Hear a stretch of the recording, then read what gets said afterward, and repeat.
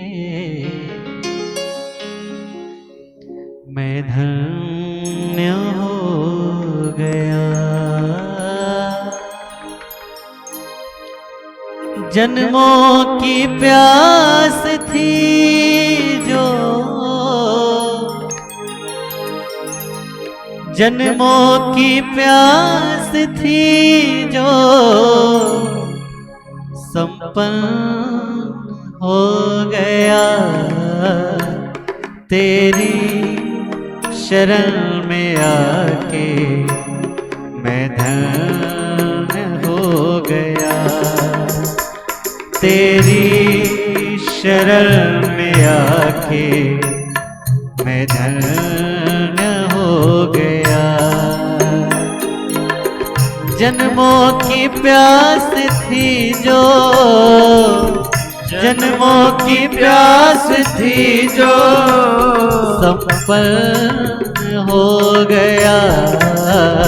तेरी शरण में आके मैं धन्य हो गया।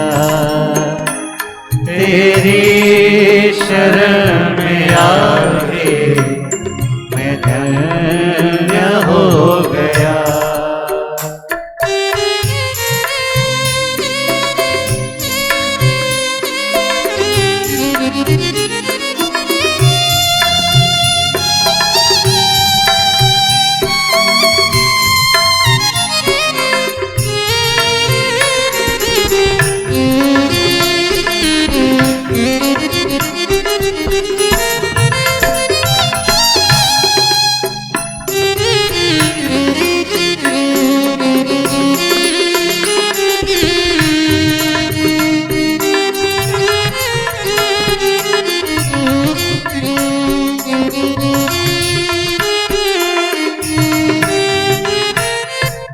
कितने मिले अमीर यहाँ, कितने गरीब, कितने मिले अमीर यहाँ, कितने गरीब, कितने मिले अमीर यहाँ, कितने गरीब, कितने मिले अमीर यहाँ, कितने गरीब, पर आप मिल गए हो, पर आप मिल गए हो, धनवान हो गया। पर आप मिल गए हो, धन्यवाद हो गया। जन्मों की प्यास थी जो, जन्मों की प्यास थी जो संपन्न हो गया। तेरी शरण में आके मैं धन्य हो गया। तेरी शरण में आके मैं धन्य हो गया।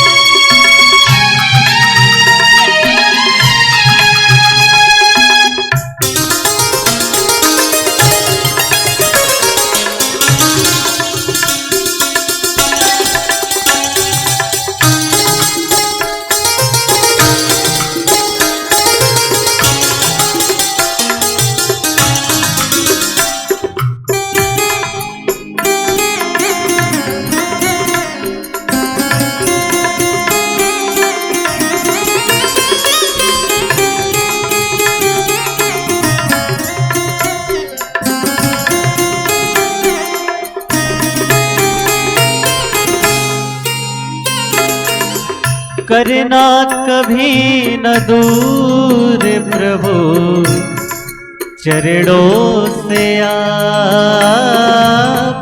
करना कभी न दूर प्रभु चरणों से करना कभी न दूर प्रभु चरणों से करना कभी न दूर प्रभु चरणों से चरणों के ही सहारे चरणों के ही सहारे भव पार हो गया चरणों के ही सहारे भव पार हो गया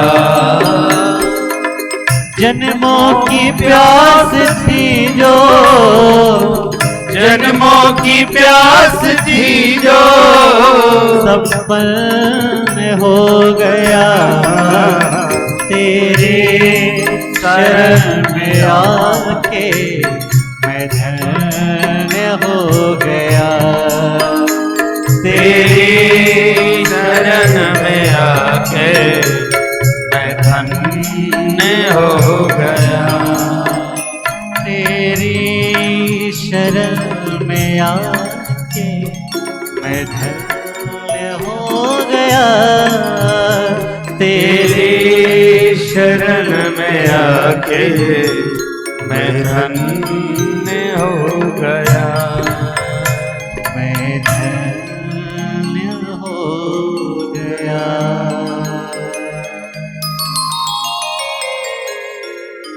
सूत जी से सौनक जी प्रश्न करते हैं, हे पूज्यपाद, ये श्रीमद्भागवत महापुराण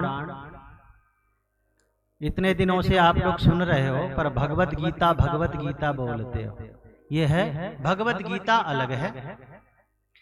जो भगवान कुरुक्षेत्र के मैदान में अर्जुन को उपदेश किए उसको भगवत गीता बोलते हैं,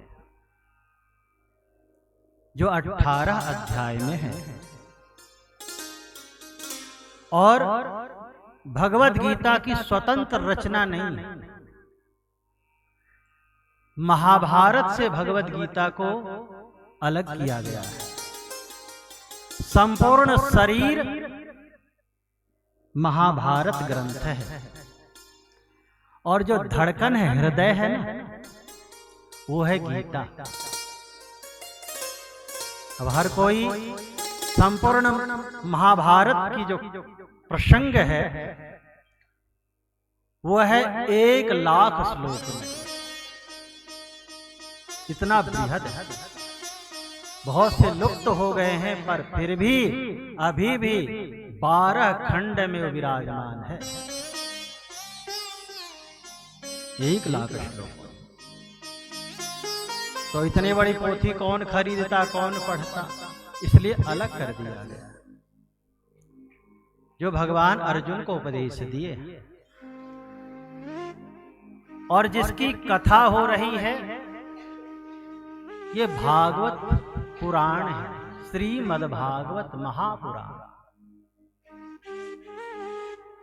एक विकृति और आ गई है समाज में। महापुराण मात्र एक भागवत जी ही हैं। 18 पुराण हैं सनातन धर्म के, कुछ उपपुराण हैं, पर महापुराण की उपाधि मात्र भागवत जी को है। क्यों है? ऐसी क्या खासियत है? पर आजकल लोग सबके आगे महा लगा देते हैं। शिव महापुराण, देवी भागवत महापुराण। महा जैसे ऐसे हैं कि कोई कचरा हो कहीं भी कोई फेंक दे, हाँ, बिस्कुट का डब्बा हो कहीं भी फेंक दे कोई। क्योंकि पुराण के 5 लक्षण कहे गए हैं। अत्र सर्गश्च प्रतिसर्गश्च वंशो मनवंतराणि च वंशानुचरितं चैव पुराणं 5 लक्षणम्। 5 लक्षण। सृष्टि, ये सृष्टि कैसे हुई धरती पर, उसका वर्णन हो, प्रलय किस प्रकार से होता है उसका वर्णन हो, वंश का वर्णन, सृष्टि हुई तो किन ऋषियों के किन गोत्रों में किस प्रकार से